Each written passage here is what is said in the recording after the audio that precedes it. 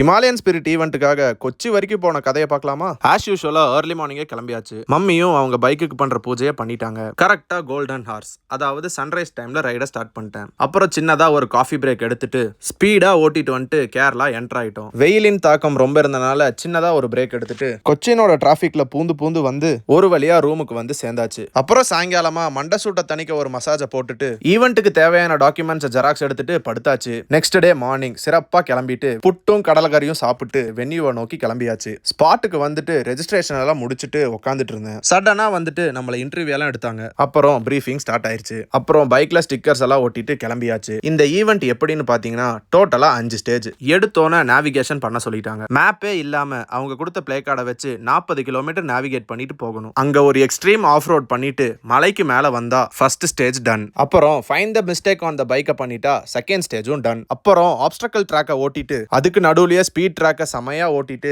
எல்லா ஸ்டேஜையும் முடிச்சுட்டு டிக்க வாங்கிட்டு மெடலை தூக்கியாச்சு. அடுத்த நாள் காலையில 4 மணிக்கெல்லாம் கிளம்பி ஃபுல் வைப்ல வண்டியை ஓட்டிட்டு ஒரே ஒரு டிரான்சிஷன் பிரேக்கை மட்டும் எடுத்துட்டு வீட்டுக்கு வந்துட்டு மம்மி டாடிக்கு மெடலை போட்டு விட்டு ரைடை முடிச்சாச்சு. அவ்வளவுதான், ரைடு முடிஞ்சு. நம்ம நெக்ஸ்ட் ரைட்ல பார்க்கலாம். அக்கௌண்ட்டை மறக்காம ஃபாலோ பண்ணிருங்க.